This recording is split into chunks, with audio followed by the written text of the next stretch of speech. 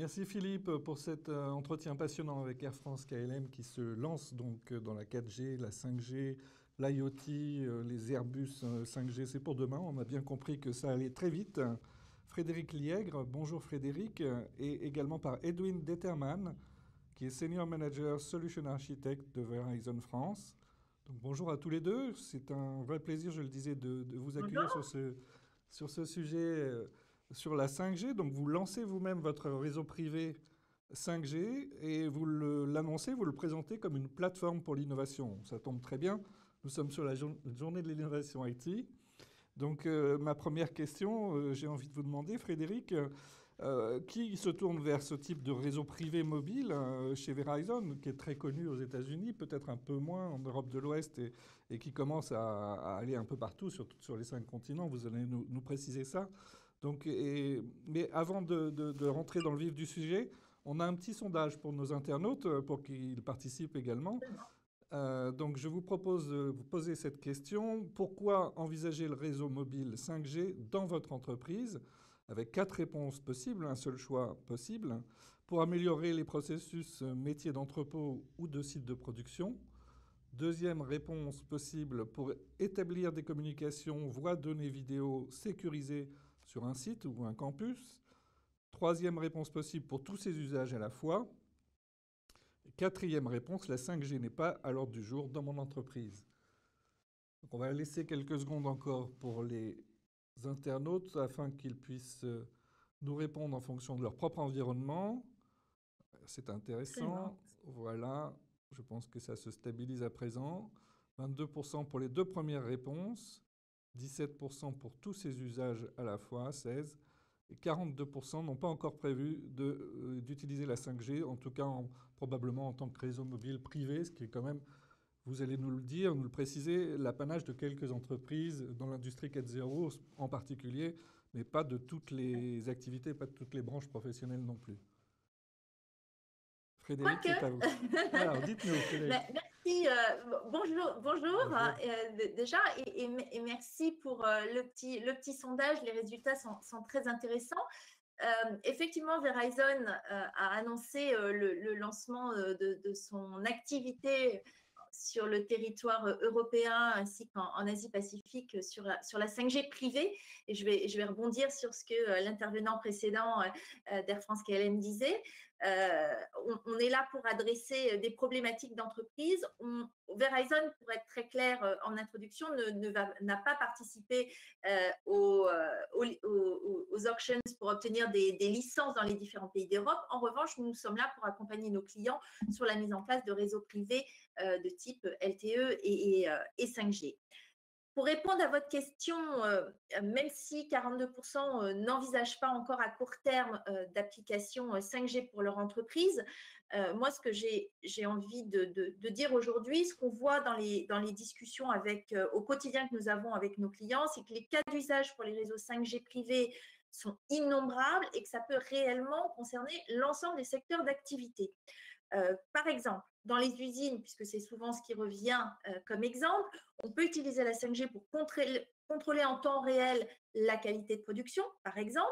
Dans les entrepôts, et on voit, on a un certain nombre d'applications déjà développées, notamment aux États-Unis sur ce sujet.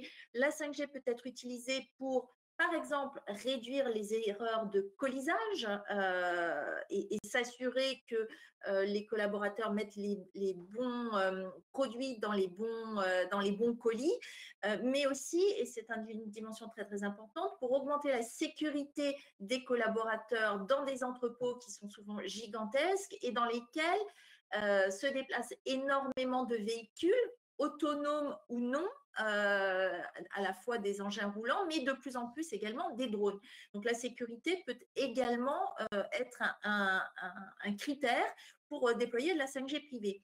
Je pense à d'autres secteurs. Toutes les marques qui ont des réseaux de boutiques importants, grâce à de la 5G, vous pouvez arriver, et certaines applications, vous pouvez définir et observer en temps réel le comportement de vos clients et surtout savoir quels sont exactement les produits qui sont attractifs, puisque finalement, quand vous composez l'agencement de votre magasin, vous savez vos chiffres de vente, mais vous ne savez pas forcément quels sont les produits qui attirent l'œil. Voilà, ben, la 5G peut vous permettre de faire ça. Les acteurs de la mode en ce moment ont des problèmes pour organiser leur défilé. Ben, la 5G peut leur permettre de virtualiser leur collection et montrer des défilés virtuels. On peut mentionner les stades, les salles de spectacle qui sont privées de spectateurs depuis le début de l'année en raison de la crise sanitaire. Même chose, on se doute bien que les clubs de sport, par exemple, ont besoin de connecter leur communauté de supporters et de continuer à leur proposer l'émotion et la rencontre avec les équipes. Donc, tout ça, ce sont des exemples concrets dans différents secteurs. Et puis, pour rebondir sur ce que disait M. Régnier tout à l'heure d'Air France KLM, on voit un autre cas d'usage également, grâce notamment au Digital Twin, qui sont toutes les actions de maintenance prédictives ou préventives qui peuvent permettre à des compagnies aériennes notamment, mais pas que, d'assurer de la maintenance de matériel cloué au sol. Donc, pour moi, il y a un nombre innombrable d'applications auxquelles on peut penser avec la 5G. Et ce qui est important, et je rebondis à nouveau sur ce qui a été dit précédemment, c'est que c'est d'abord une histoire de business avant d'être une histoire d'IT. Merci Frédéric. Alors, vous avez évoqué le terme de jumeaux numériques, un peu à brosser également le profil de l'aide à la décision. Et finalement, avec la 5G, on va avoir une décision de plus en plus proche des données du terrain et des données en temps réel. C'est ça aussi qui semble intéressant avec ces réseaux à très haut débit. Absolument. Alors, je peux prendre peut-être cette question. Oui, on voit dans les applications qui sont développées, sur lesquelles on travaille avec nos clients actuellement, on a en Europe plusieurs dizaines d'opportunités sur lesquelles on est en train de travailler avec des clients dans différents types de secteurs. Le temps réel, qui est l'un des attributs de l'industrie 4.0, est clairement une des choses qui sont apportées par la 5G. Oui. Edwin, une question pour vous maintenant. On voit que la 5G facilite aussi des communications mobiles au sein de campus industriels, dans des entrepôts, des usines, des laboratoires, et parfois même dans des étages élevés ou dans des sous-sols, ce qui n'était pas possible jusqu'ici avec les générations précédentes. C'est bien ça? C'est vrai, c'est vrai. La 5G permet aux entreprises d'avoir une solution unifiée qui permet donc à la fois une solution pour les personnes, mais aussi pour les objets. Donc, on peut connecter typiquement aussi des machines, des objets roulants comme des véhicules ou des avions, comme M. Régnier disait précédemment. Et donc, cette solution de communication, bien sûr, on doit pouvoir couvrir des larges endroits pour couvrir l'ensemble de ces besoins. Donc, comme c'est une solution privative et donc complètement séparée du réseau public, en fait, on va placer des antennes vraiment à des endroits stratégiques. Donc, on peut couvrir l'extérieur, donc pour connecter donc des objets comme des véhicules, des avions, là où le Wi-Fi ne passera pas parce qu'il n'y a pas assez de portée, mais aussi bien à l'intérieur, donc dans des endroits plus difficiles d'accès pour le réseau public. Et donc, on va mettre des antennes à l'intérieur pour couvrir des endroits comme effectivement des sous-sols, des étages élevés, ou bien des pièces comme des usines où il y a beaucoup de métal autour. Et donc, il faut mettre des antennes spécifiques. Donc, pour ces cas d'utilisation, effectivement, on va travailler avec les clients pour proposer effectivement une couverture complète de leur usine ou des endroits à couvrir. Donc, dans des hangars, par exemple, Frédéric, on peut imaginer qu'il faudra aussi peut-être des terminaux un peu spécifiques, puis surtout si on fait appel à Verizon et qu'on a aussi l'utilisation d'un smartphone sur un réseau public d'opérateurs présents, cette fois-ci en France, grand public, j'entends. Il faudra par exemple Absolument. oui, accepter la double SIM notamment ou avoir de la SIM virtuelle. Alors, le sujet des terminaux, alors je suis désolée, Oui, je galère un tout petit peu avec les slides, oui, on est un peu navrée coupé à pour ça. l'écran. On a qu'une partie de votre écran, je pense. Mais si Oui, vous je pense aussi. Alors, je ne sais pas si, voilà, vous peut-être la voyez, retirer, la remettre. finalement, quand on parle de 5G privé, de 5G en entreprise, on va se trouver dans deux cas de figure principaux. Premièrement, ce qui va d'abord être connecté en 5G, principalement, ça va être des objets, des véhicules avec des modems intégrés. Donc ça va être dans l'essentiel des cas, finalement. On ne va pas parler de terminaux, en tout cas pas au sens grand public du terminal. Ça va être d'autres types d'objets et on sait qu'un des attributs de la 5G, c'est de permettre de connecter un très très grand nombre d'objets connectés. Donc, on peut avoir des terminaux durcis, bien entendu, on peut avoir des modems intégrés dans différents types d'objets. Ça va être l'essentiel des applications et des terminaux, des devices de type 5G. Donc, vous voyez, donc, dans l'essentiel des cas, les terminaux qui vont être utilisés vont être des robots de ce type-là. Mais on Il faut remettre votre a présentation, s'il vous plaît, Frédéric. dans la plupart des cas. Donc, ça va être des robots ou des devices intégrant des modems 5G.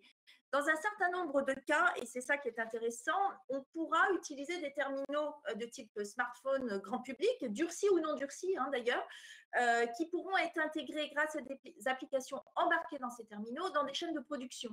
On a d'ailleurs passé, nous, aux États-Unis, un accord avec Apple et on a un certain nombre de déploiements qui sont en cours qui permettent l'utilisation de ces terminaux dans des usages privés et sécurisés d'entreprises, donc notamment au sein de production. On va utiliser notamment la caméra embarquée du terminal pour pouvoir Détecter contrôler une des qualité défauts, ou par quelque chose exemple, comme oui. ça. Oui. Et voilà. Et quand le collaborateur qui aura utilisé son terminal dans le cadre de la production quittera l'entreprise le soir, il pourra retrouver son terminal tout à fait normal et l'utiliser sur des réseaux 5G grand public. Donc, on va avoir une utilisation mixte finalement et différents types de terminaux qui vont supporter la 5G. Donc, c'est important d'avoir ça en tête et de bien distinguer les deux. C'est vrai que le monde professionnel et le monde personnel se fusionnent de plus en plus, y compris avec la 5G. Edwin, peut-être une précision sur des innovations professionnelles qui vont tirer profit de capacités de la 5G, en particulier de son délai de latence très réduit. Oui, la 5G permet vraiment donc, de débloquer la quatrième révolution industrielle. On va être donc sur un traitement en temps réel, comme vous avez dit, proactif, prédictif, préventif et aussi connecté. Donc, bien sûr, l'ensemble des objets connectés entre eux. Donc, de nombreuses innovations professionnelles sont possibles dans des domaines très différents. Donc, par exemple, on peut citer des véhicules autonomes dans les carrières, on peut citer des grues pilotées à distance, mais aussi à l'intérieur d'une usine, on peut citer par exemple les jumeaux numériques, comme mentionnait M. Régnier d'Air France aussi tout à l'heure, pour faciliter les processus de maintenance et de fabrication. Donc, dans ces cadres-là, donc, bien sûr, Verizon est ensemble avec notre partenaire Nokia pour proposer la 4G, 5G privatif. Nous mettons à disposition une infrastructure. Mais bien sûr, nous ne sommes pas les experts dans les domaines du client. Donc, pour cela, en fait, nous proposons des labs 5G où l'infrastructure est déjà présente et où nos clients peuvent travailler ensemble avec leurs partenaires industriels, donc les industriels pour proposer des différents objets, des différents modems pour connecter, pour intégrer dans les machines par exemple, mais aussi avec des startups donc pour travailler sur des process, pour intervenir, pour changer voilà, les processus industriels. Donc c'est vraiment ça, c'est les entreprises qui viennent donc avec leur expertise et essayent, innovent ensemble pour changer effectivement ces process professionnels, ce process industriel. Alors, ces labs sont sûrement précieux pour partager des bonnes pratiques et des nouvelles pratiques, notamment autour de la 5G. Quelles sont-elles, justement, ces compétences que l'entreprise doit acquérir pour bâtir et déployer des services 5G? Oui, donc justement les compétences nécessaires. Donc, ce n'est pas uniquement la direction informatique et les directions de l'innovation qui va travailler sur ces types de projets-là. C'est vraiment l'ensemble de l'entreprise. Il faut avoir les compétences de l'ensemble des domaines et des métiers. Typiquement, nous avons déjà invité quelques clients dans nos labs 5G. Et donc, là, on a vraiment vu, lorsque le métier est vraiment présent et voit ce qui est possible de faire et ils peuvent discuter donc, avec les startups qui sont présents dans ces endroits-là pour vraiment révolutionner les process industriels et les innovations donc, à apporter à l'intérieur de l'entreprise donc, grâce à la 5G. Frédéric, les internautes se posent beaucoup de questions à propos de l'éco-efficacité, notamment du côté green du réseau 5G, qui doit supporter toujours plus de flux de données, donc des flux plus volumineux, plus nombreux. Qu'en est-il exactement? Alors, c'est vrai, c'est aussi l'intérêt de la 5G, c'est de pouvoir supporter cette demande de data qui ne cesse d'exploser. On le voit depuis le lancement des services mobiles il y a 20 et quelques années. Chaque nouvelle génération finalement de réseaux permet de pallier aux demandes grandissantes de data. La 5G toute seule, bien entendu, permet, et on l'a mentionné, de gérer, par exemple, un beaucoup plus grand nombre d'objets connectés par kilomètre carré, jusqu'à 1 million d'objets connectés par kilomètre carré. Donc, ceux qui ont prôné l'avènement de l'IoT depuis des années vont sans doute le voir arriver, puisqu'on a enfin une technologie qui va supporter un très, très grand nombre d'objets connectés. C'est une première chose. On sait que dans les attributs de la 5G, dans les caractéristiques qui rendent cette technologie très différente des réseaux mobiles précédents, on a la latence, on a la capacité spectrale qui est beaucoup plus efficace, donc tous ces attributs intrinsèques à la 5G. Mais pas que. Il y a une dimension supplémentaire qui est l'edge computing qui apporte aux entreprises une dimension supérieure qui est la capacité d'éviter d'aller jusque dans le cloud et de revenir, mais de mettre finalement une puissance de calcul à la frontière de leur réseau d'entreprise pour avoir des applications qui deviennent réellement temps réel. Et je pense que la 5G, bien entendu, est l'une des briques fondatrices de l'entreprise temps réel et de l'entreprise real-time, mais c'est couplé avec l'edge computing, avec la réalité augmentée, avec un certain nombre d'autres technologies qui vont, entre elles, contribuer à construire l'entreprise temps réel, qui est ce qu'on cherche quand on dit supporter le flux de données plus volumineux, plus nombreux. Finalement, c'est bien de ça qu'on parle. C'est le temps réel, beaucoup plus de vidéos, beaucoup plus d'interactions avec le cloud. Donc, pour moi, il y a une panoplie finalement de technologies qui vont répondre combinées à cette demande. Merci Frédéric, merci Edwin, c'était un plaisir de vous avoir parmi nous. Ce qu'on va vous proposer Frédéric, c'est de partager votre présentation avec les internautes sur le site naturellement de la journée de l'innovation IT afin qu'ils puissent en prendre connaissance. Avec plaisir.